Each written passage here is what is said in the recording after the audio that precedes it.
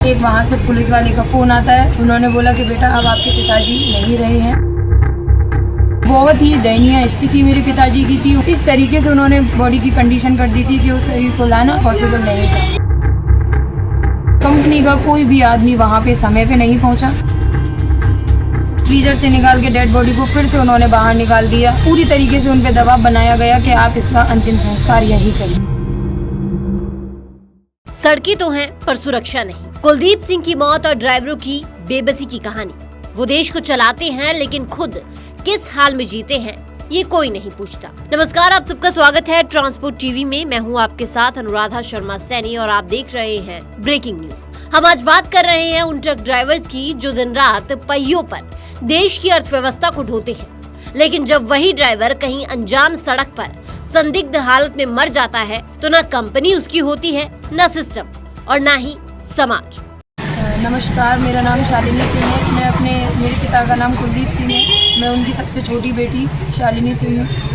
हमें गुरुवार की रात हम उन्हें प्रॉपर कॉल करते रहे, उन्होंने एक भी कॉल हमारा रिसीव नहीं किया। एक वहाँ से पुलिस वाले का फ़ोन आता है। वो कहते हैं कि मेरे छोटे भाई को उन्होंने फ़ोन किया कि मेरे पिताजी का नाम लिया कि ये कुलदीप सिंह आपके कौन लगते हैं। तो मेरे भाई ने कहा पिताजी हैं। उन्होंने बोला कि बेटा अब आपके पिताजी नहीं रहे हैं, वो एक्सपायर हो चुके हैं।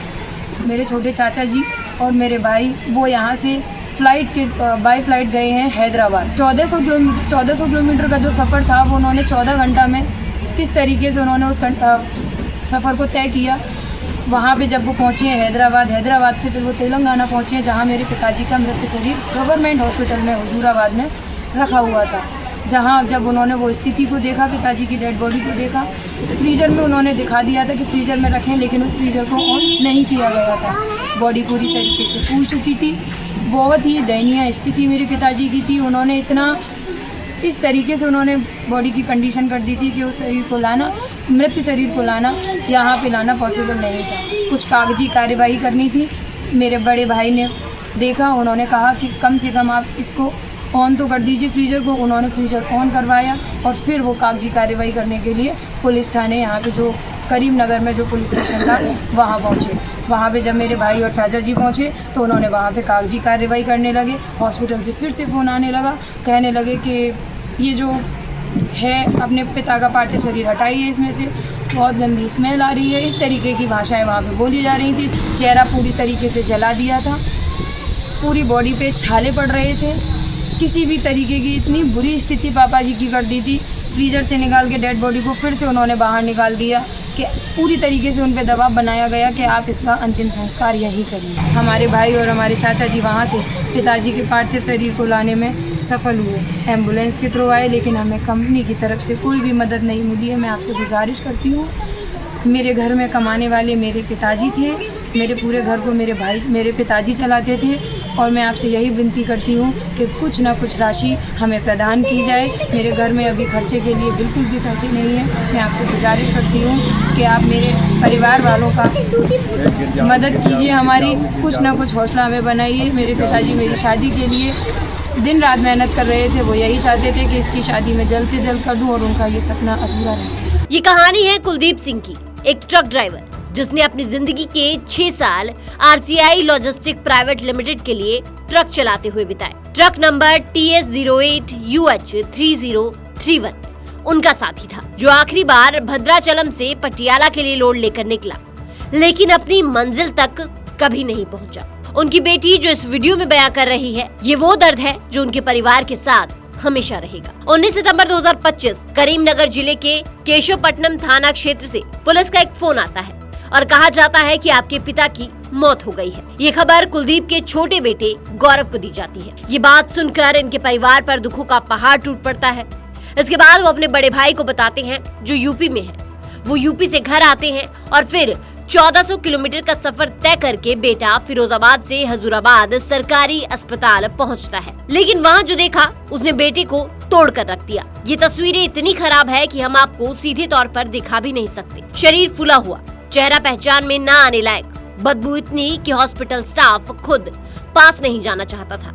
कारण फ्रीजर बंद था। गलती से बेटे ने पहुंचकर फ्रीजर ऑन करवाया और खुद कागजी कार्रवाई के लिए पुलिस स्टेशन चला गया। अब यहाँ कंपनी का हाल भी सुन लीजिए। जब बेटा पुलिस के पास पहुंचा तब तक न कंपनी का कोई आदमी आया, न किसी ने स्थिति की सुध ली। बेटे ने बताया कि कंपनी के कर्मचारी सिर्फ 30,000 रुपए और एम्बुलेंस का किराया 62,000 रुपए देकर चले गए। ना कोई संवेदना, ना कोई सहारा। ड्राइवर की मौत की जांच तक ढंग से नहीं हुई। परिवार को बताया गया कि रास्ते में उनके पिता पेशाब करने बाहर उतरे थे और वहीं गिर गए। परिवार का आरोप है कि ये सिर्फ हादसा नहीं, हत्या हो सकती है, क्योंकि जिस तरीके से सड़क पर बॉडी पड़ी दिखी है, ऐसा लगता है मानो किसी ने बॉडी फेंकी है। डेथ गाड़ी में ही हो गई थी। मैं पूरे दावे से कह सकती हूँ कि मेरे पिताजी गाड़ी में ही खत्म हुए थे, क्योंकि जिस तरीके की उनकी कंडीशन थी और उनको लिटा के बाहर, उन्हें निकाल के बाहर लिटा दिया गया और हमने कह दिया गया कि ये आपके पिताजी बाहर खत्म हुए, लेकिन मेरे पिताजी ऑन ड्यूटी गाड़ी पे ही खत्म हुए थे। वो आते हैं, फिर से उन्होंने देखा पूरा मेरे पिताजी का ये चेहरा जो था वो पहचान में नहीं आ रहा था। ना कोई भी काम टाइम पे हो रहा था। कंपनी का कोई भी आदमी वहाँ पे समय पे नहीं पहुँचा, जबकि मेरे भैया इतने समय के इतना लंबा सफ़र तय करके मेरे भाई और मेरे चाचा जी वहाँ पहुँचे, लेकिन कंपनी का कोई भी आदमी सपोर्ट के लिए वहाँ नहीं। परिवार का कहना है कि कंपनी पुलिस के साथ मिलकर कहानी बना रही है और न्याय की गुहार लगा रही है। हालांकि इस मामले में हमने कंपनी से भी बात करने की कोशिश की। जो नंबर हमें दिया गया था उस पर हमने फोन लगाया, लेकिन हमारा फोन काट दिया गया। बात सिर्फ कंपनी की नहीं बल्कि हॉस्पिटल की जिम्मेदारी की भी है। कुलदीप के बेटे ने बताया कि जब वो कागजी कार्रवाई करके पुलिस स्टेशन से अस्पताल वापस गए तो उन्होंने वापस देखा कि बॉडी पूरी तरह से गली सड़ी हालत में थी और इसका कारण था कि फ्रीजर में गैस ही नहीं थी, गैस खत्म हो गई थी। शरीर की हालत इतनी खराब थी कि परिवार वालों को इसके अंतिम दर्शन तक नहीं करवाए जा सके। इसके लिए भी उन्होंने कंपनी वालों को कसूरवार ठहराया है। उनका कहना है कि कंपनी वालों ने भी एक बार सुध नहीं ली कि आखिर बॉडी किस हालत में पड़ी है। साथ ही कंपनी का कोई व्यक्ति अस्पताल में ये तक जानने नहीं आया कि बॉडी ठीक है या फिर नहीं। आगे इस कहानी में क्या क्या हुआ वो भी आपको बताएंगे, लेकिन उससे पहले एक जरूरी जानकारी। ट्रक हो या बस, टैक्सी हो या ऑटो, छोटा हाथी हो या पिकअप, इन सब का बीमा सिर्फ और सिर्फ ट्रांसपोर्ट मॉल से। गाड़ी की आरसी और पुरानी बीमा पॉलिसी आप अभी भेजिए 90-831 पर। अब आपको बता दें कि मृतक कुलदीप के 3 बच्चे हैं, जिनमें एक बेटी है जिसकी शादी अभी करनी बाकी है। 7 लोगों की जिम्मेदारी अब बड़े बेटे के कंधों पर है, जिसे अभी अपने पूरा परिवार चलाना है और इसके साथ ही छोटे भाई बहन की शादी भी करनी है। इस मामले में हमारी ये सलाह है कि परिवार जो है वो किसी वकील से सलाह ले और वर्कमैन कंपनसेशन के लिए ट्राई करे। दरअसल वर्कमैन कंपनसेशन भारत में एक कानून है जिसके तहत अगर कोई कर्मचारी ड्यूटी पर चोटिल होता है, विकलांग होता है या फिर उसकी मृत्यु हो जाती है तो एम्प्लॉयर को उसे या उसके परिजनों को मुआवजा देना जरूरी होता है। इसके लिए आप क्षेत्रीय कंपनसेशन कमिश्नर दफ्तर जाकर आवेदन कर सकते हैं।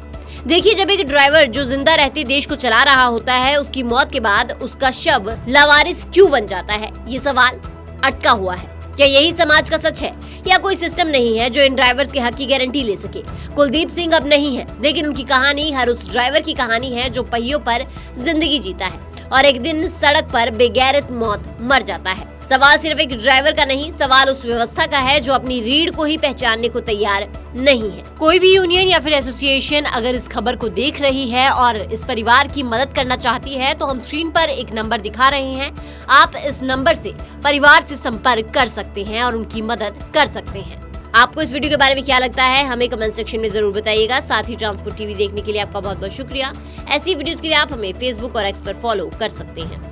मैं छत्तीसगढ़ से बोल रहा हूँ। मैं ट्रांसपोर्ट लाइन से 10 साल जुड़ा हूँ, क्योंकि हमारे क्लेम में बीमा में दिक्कत आते थे।